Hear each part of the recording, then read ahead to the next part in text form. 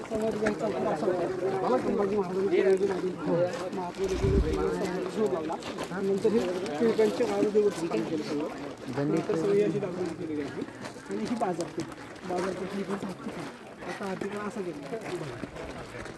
बाजारपेठ पूर्वीची अशी घरी खायच्या बोल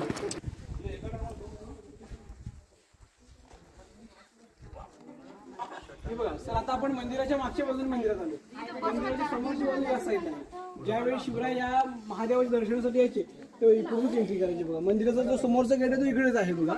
आपण जो हा मंदिर पाहतो मागाशी लांबून पाहिला किंवा इथून पाहिला तर याचा आकार आपला मस्जिद टाईप पाहायला भेटतो गडावर जर मोगल लोक आले तर मोगलांना वाटलं म्हणजे आपलं मंदिर आहे मोगलांची फसवणूक व्हावी या दृष्टीने मंदिराचा आकार असलेला बघा हे जगदीश्वर महादेवाचं मंदिर आहे बघा आतमध्ये महादेवाची पिंड आहे आणि समोर गोल असं आहे त्या गोलावरती पूर्वी चांदीचं कासव आपण मोठमोठ्या महादेवाच्या मंदिरात गेलो की चांदीचं कासव पाहतो तिथे पूर्वी चांदीचा कासव होता त्याचा तो गोल आहे बघा आतमध्ये महादेवाची पिंड आहे आणि कविभूषणांची आणि शिवरायांची भेट रायगडावर या मंदिरातच झाली कविभूषणांनी 350 काव्य रचलीत महाराजांच्या अंगावर ज्यापर्यंत इंद्रजी मी ऐकतो बघा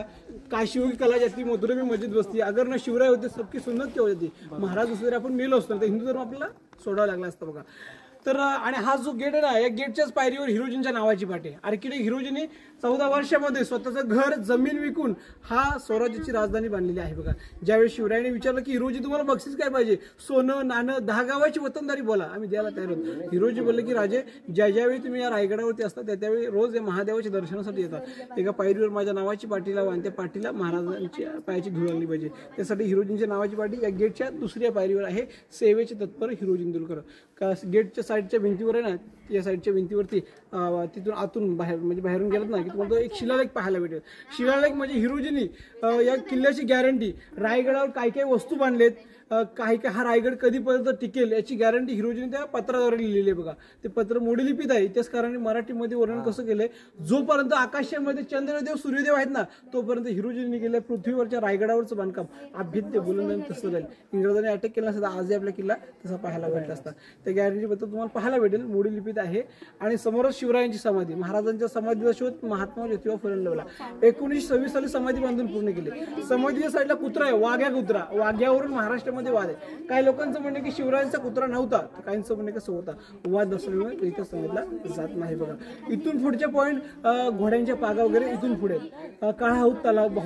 भवानीचं मंदिर हिंद्री ऑक्सिजन राज्याभिषेकाला आले त्याचं राहण्याचं घरट पण इकडे भवानीच्या टोकाला तो तिकडे राहिला होता बघा इकडे खालच्या साईडला दारू कोठरा वगैरे आहे 12 टाक्या आहेत इकडे कोळीम तलाव आहे अशी गडावरती 11 तलाव आहेत इथे आमची माहिती संपते इथून दर्शन घेऊन निवांत देण्याचं काम तुमचं आहे माहिती संपवण्यापूर्वी मराठ्यांचे काही 2-3 शेअर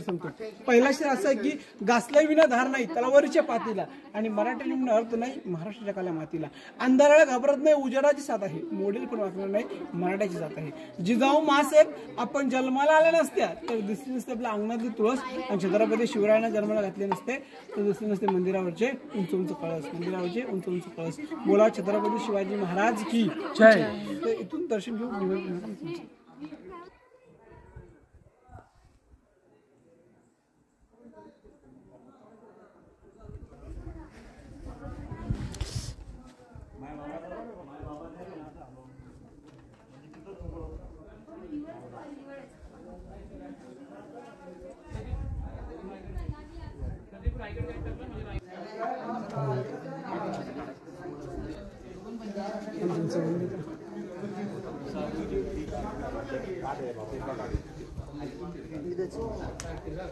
शंभर टक्के